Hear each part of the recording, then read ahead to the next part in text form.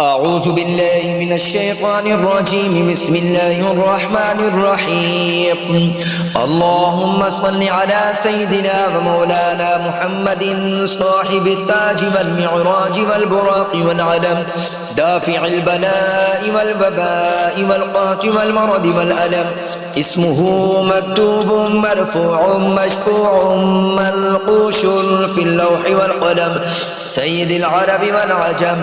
جسمه مقدس معطر مطهر منور في البيت والحرم، شمس الضحى بدر الدجى قدر العلا نور الهدى كافي المرى مصباح الظلم، جميل الشيم شفيع الأمم صاحب الجود والكرم. والله عاصمه وجبريل خادمه والبراق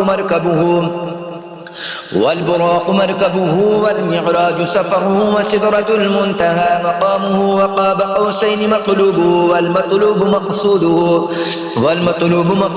والمقصود موجوده، سيد المرسلين خاتم النبيين شفيع المذنبين أنيس الغريبين، رحمة للعالمين راحة العاشقين مراد المشتاقين، شمس العارفين سراج السالكين مصباح المقربين، محب الفقراء والغرباء والمساكين، سيد الثقلين نبي الحرمين إمام القبلتين وسيلتنا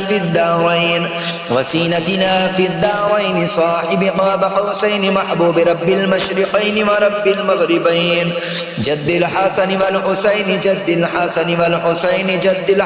والحسين مولانا ومولى الثقلين أبي القاسم محمد بن عبد الله نور من نور الله.